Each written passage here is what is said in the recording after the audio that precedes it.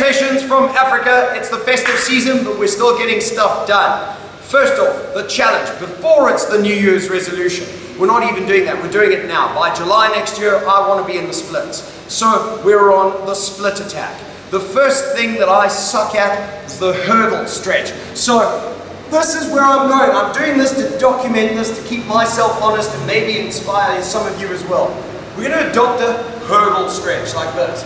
I'm terrible at this. My hamstring is dying, my hip rotators are dying right now.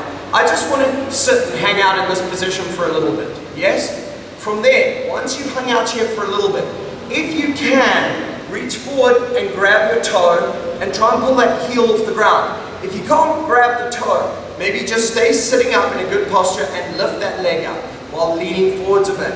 It's going to provide you with some festive amusement on the back of the leg. And my hip at this stage is still objecting violently. The next thing I can do is put both my hands on the inside and try and lean my body forwards. Good gracious, this sucks. Yes, look at my back, it's rounding. I am in a world of pain here. But this is where we're starting, and it will obviously get better the more we do. And then the final one, I'm going to come up here, I'm going to put this hand on the ground, and I'm going to try and lift up, and I'm going to try and lean in to this hip to provide some more education for that hip, that it really should start stretching to allow me to get into my goal of the splits.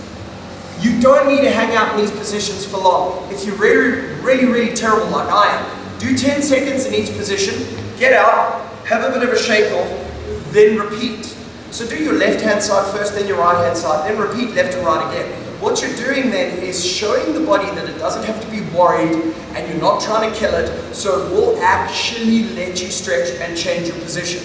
That's the big thing. If you just overwork a stretch and you just go straight into it, your body will resist. Your body doesn't care that you can do the splits, that you have a six-pack or whatever. Your body cares about keeping you alive and keeping you safe. It is a survival mechanism. So that's the keep your honest split attack for the new year we've begun. Now we're going to talk about handstands, kicking up into freestanding handstands. We discussed a few options in a couple of videos ago. Now we're actually going to go into the freestanding handstand. But of course we've got to do some mobility. And we've got this sort of upper rib area here that our good friend Kelly Storette, the supple leopard, likes to target. So from there, you can get into it a bunch of ways. One way that really works for me is we use what I have now come to lovingly call the Mozuka. You have bazookas that fire rockets, but if you add the paintball to the bazooka, it is a mobility bazooka, or I like to call it the Mozuka. Yes, get it in here. You've got this little section here where your neck meets and there's your collarbone, and it's all sitting around here, and this section, it's just horrible. So we want to get into a good position and push that ball in there, and it is just going to really burn. And it's that warm burn. You don't want to be feeling like you're going to die in this position. You just want that warm burn of brilliance. From there, opposite hand. So I've got my right shoulder getting hammered by the Mozuka. So my right arm is down. I'm trying to keep my torso as upright as possible. And I'm just going to go up and down. And I'm gently kind of floss, and I'm trying to smash in to that area of tissue. There are a lot of things that are happening. They're coming across there. And I'm trying to mobilize and unstick them, yes? You can do all of these wonderful stretches, but you're not going to get it there. The reason we need to do that is so that our scapula at the back can depress as we go overhead to help us lock into the freestanding handstand position. Freestanding handstands, how do you kick up? You've got to find your dominant leg first. For me personally, it's my right leg. So what I did to find it is I put my hands on the ground, kind of like a sprinting stance there, and I just gave it a couple of kick-ups, just like that. You can change it around as you go. And what you're going to find is one side is going to really kick up really much nicer than the other one. And you can start translating that. You can do that. A nice way to kick up into a handstand for some confidence is to go to the wall. The problem is you've got to just go into that no man's land of upside downness. The minute you transition, you go upside down, you don't know where you are and you freak out a little bit. When you freak out, you bend your elbows. If you bend your elbows, your head gets closer to the ground, which, you're following me, could be catastrophic. So we don't want that. I want to take about a foot away from the wall, from there, and I'm going to put my hands there.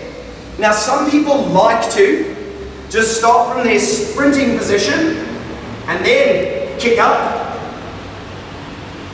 And other people feel more comfortable lunging in.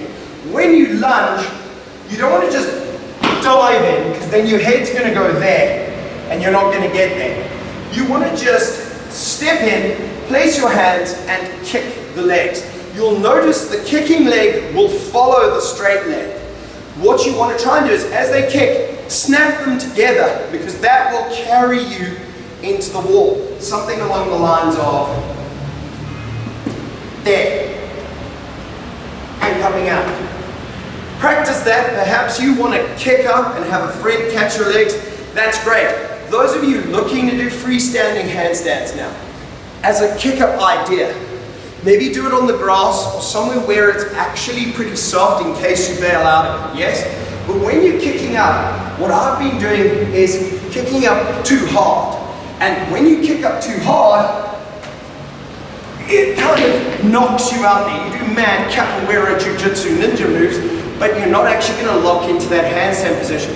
One thing I've started to do, and I've only done this over time with the wall and those kind of things, is kick up nice and smoothly and make sure I snap my legs together and point my toes to the sky. Something along the lines of that. You're going to play around a little bit with it. You don't want to dive your hands out too far. You also don't want your hands too close, because that's going to cause you to go over yourself.